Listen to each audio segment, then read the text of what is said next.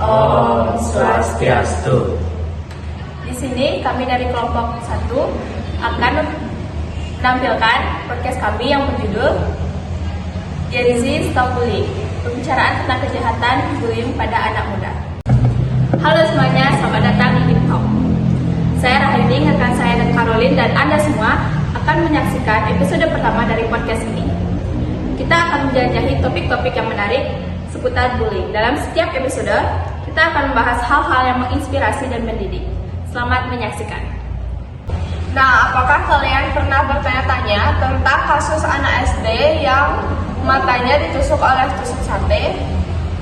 Dan saya, Caroline, dan rekan saya Rahyuning akan mengupas tuntas masalah ini.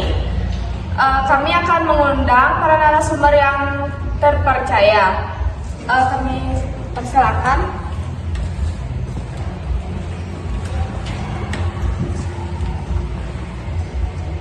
Halo semuanya, terima kasih sudah menyempatkan waktu datang ke podcast kami. Mungkin kalian bisa memperkenalkan diri agar saat kita berbicara, ngobrol lebih nyaman lagi.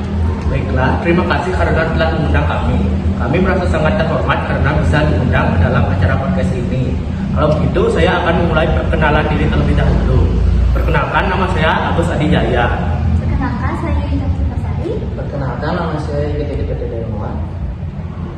Baik, di sini pertama-tama saya ingin bertanya pada Yunita.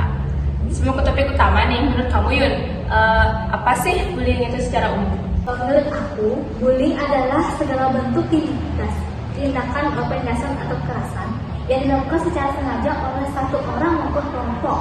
Jadi, tujuan bullying ini untuk menyakiti orang lain dan akan dilakukan secara terus-menerus apabila dibiarkan. Jadi bullying itu ternyata harus benar-benar diperhatikan ya. Betul, harus benar-benar diperhatikan. Dalam tindakan anak muda zaman sekarang. Kalau untuk ini, apakah bullying akan berdampak pada kesehatan psikologi seseorang? Tentu saja sangat berdampak, seperti misalnya meningkatkan kecemasan pada seorang anak, depresi, bahkan dapat memicu masalah emosional dan mental lainnya. Di topik ini kita akan mengupas kasus ini yang anak SD yang ditusuk oleh tusuk sate. Nah, ini tuh kan termasuk bullying atau malah kekerasan ya? Nah, menurut saya itu menyangkut keduanya, yaitu bullying dan juga kekerasan. Bullying terjadi di saat sang korban ditarik ke halaman sekolah oleh pelaku yang diduga kakak kelasnya, mendekati dan menarik korban ke sekolah. Korban diminta uang sebesar 7.000 oleh pelaku, namun korban tidak mau memberinya. Oh, jadi bullying itu saat pelaku minta uang pada korban sebesar 7.000 itu ya? Betul.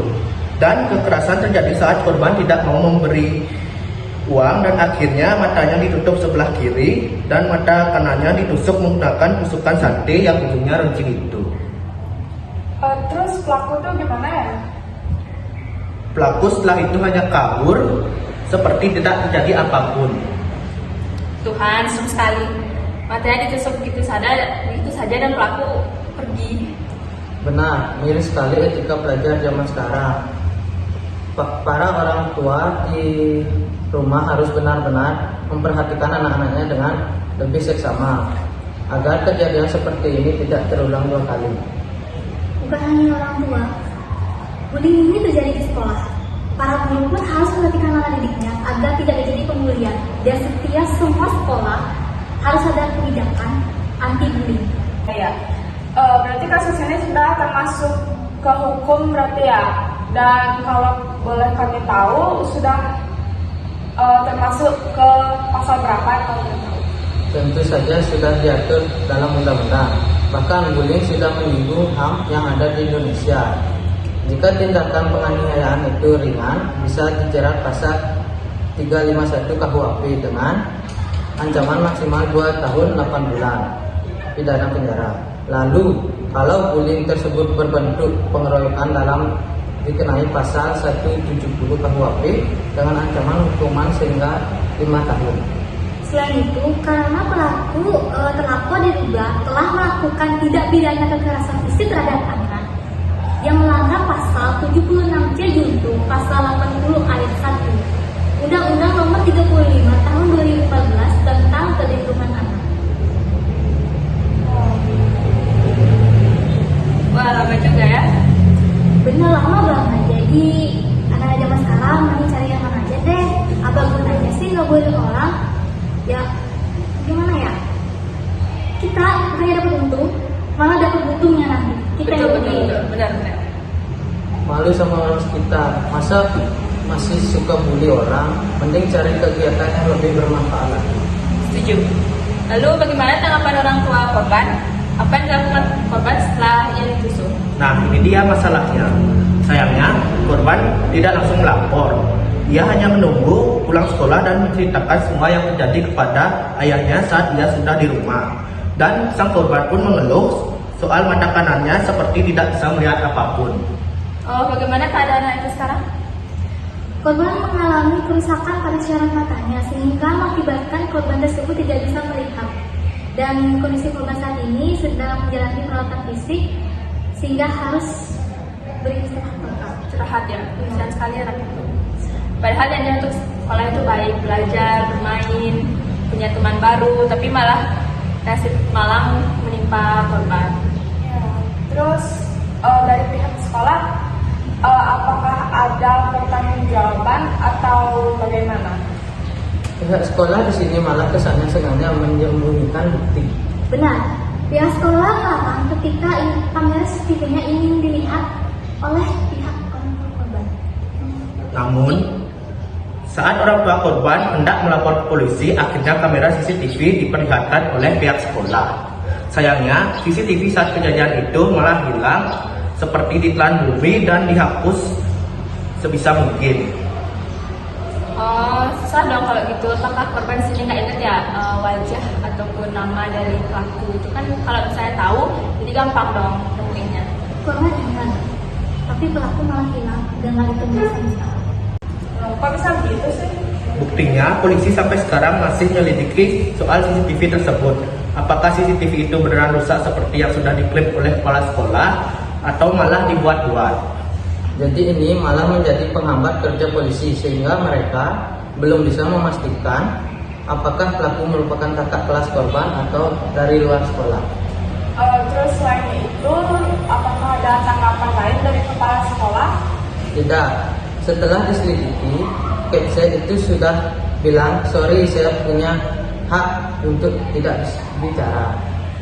Di sini berarti pelakunya tuh sampai sekarang belum ditemukan. Ya, belum. Sejak saat itu, korban dia ke sekolah. Dan sekarang dia hanya belajar di rumah dan dicarikan guru les oleh ayah. Sedangkan di sisi lain, Dinas Pendidikan juga dalam waktu dekat akan melakukan survei mencarikan sekolah baru untuk korban yang cocok dan menyenangkan untuknya, supaya korban tetap bisa belajar dengan semangat dan mengejar cita-citanya. Apakah kasus ini sudah ditutup sampai sini saja atau ada kelanjutannya? Ayah korban alias Samsul Hari hanya pasrah dan menyerahkan semua penyelidikan kepada pihak kepolisian.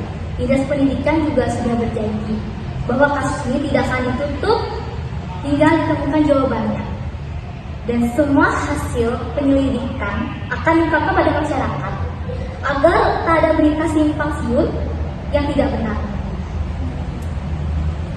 Semoga pelaku segera ditemukan dan korban juga bisa kembali ke sekolah seperti biasa, bermain dan belajar sama-sama.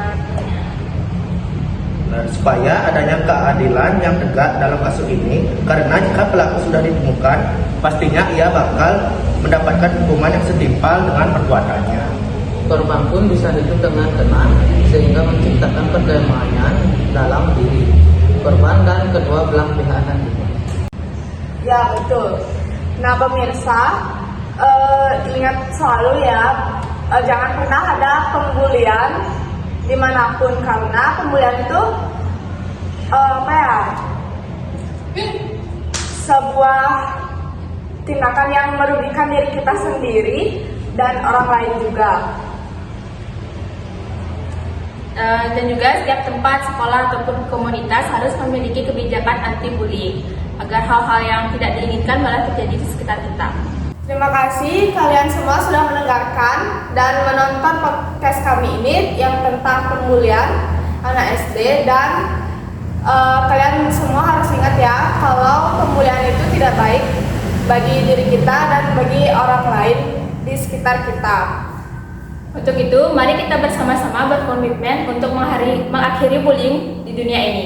Karena setiap orang itu berhak untuk dihargai dan dihormati. Sampai jumpa lagi dan terima kasih atas waktu kalian. Terima kasih. Baik, sekian podcast kami hari ini. Semoga dari podcast ini dapat memberi kalian inspirasi dan pembelajaran. Untuk itu kami tutup dengan Rama Santi. Oh, Santi, Santi, Santi, Om.